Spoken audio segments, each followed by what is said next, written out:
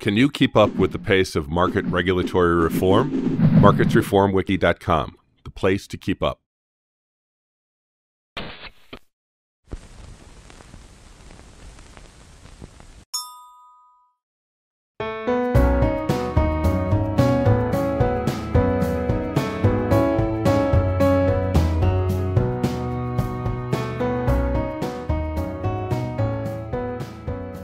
The highlight for all of us at NYSE Liffe U.S. in 2011 was the launch of our new clearinghouse, New York Portfolio Clearing. That's really the centerpiece upon which we built our entire interest rate franchise.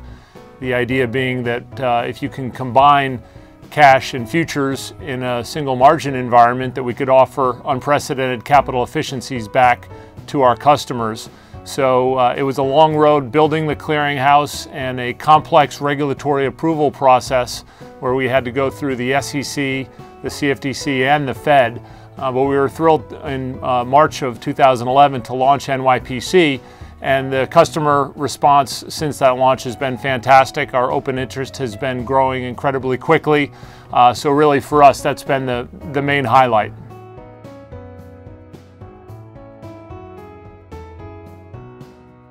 Competing with the CME is an incredible challenge. They're a fantastic franchise and are one of the most well-defended monopolies in any industry.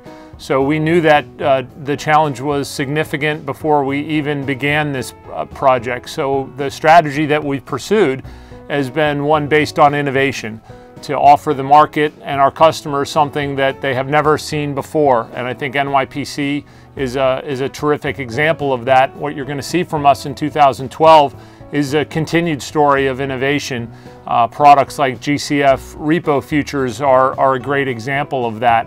So, since we've launched, because we do have a more efficient pricing mechanism and a more straightforward rule set, we've seen a number of fee cuts from the CME and things like their block trading surcharges or taxes that they put on top of customer trades if they choose to execute via a block. Those have been significantly reduced in response to some of our success.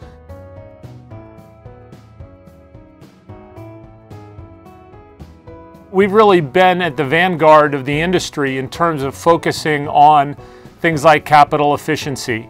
There's a lot of really tremendous benefits to customers and to the industry around central clearing, focused on reduction of counterparty risk and that sort of thing. But there's a cost to that, and the way that you minimize the cost is by maximizing capital efficiency.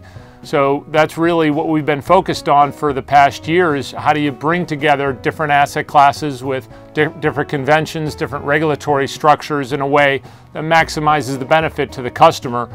We made an announcement last week down at the Boca Raton conference, something we call Project Trinity, which is our joint venture with LCH to bring cleared interest rate swaps into the NYPC single pot. So that's going to be a great benefit to customers, and again proving that NYPC and NYSE Liffe U.S. are really at the cutting edge of this theme of capital efficiency.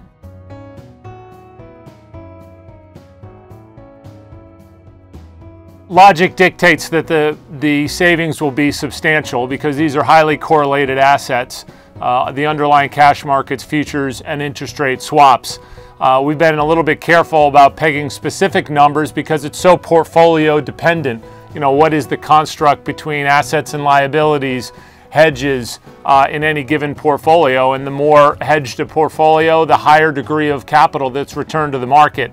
One of the real exciting things and rewarding things for us since we launched NYPC is that the clearinghouse is performing exactly as it was designed, i.e., our customers that have moved large positions and open interest into NYPC have seen significant and immediate returns of capital, and that's just with two legs of the stool. Of course, the NYSE Liffe U.S. cleared futures and the cash products that are cleared at DTCC. When you overlaid interest rate swaps on top of that, there's going to be even further substantial returns of capital to customers.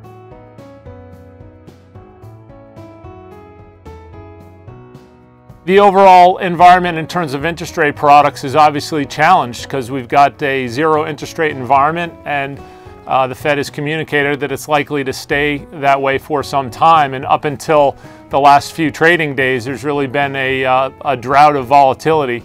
The way that we've chosen to attack the problem is through innovation. And I would say that of all the things that we've done and announced in the nearly 4 years since we began this exchange, the GCF Repo futures are far and away the product and the announcement that we've received the most positive feedback from the market on. It's just the right product at the right time. With the clouds around LIBOR, with the dysfunction in the Fed funds market, a lot of people are looking for a new short-term benchmark that is objective, i.e. it's not a subjective rate set by a small group. It's an objective rate based on actual cleared transactions, and that's exactly what the GCF Repo Index is at DTCC. So we're planning on launching that product in May.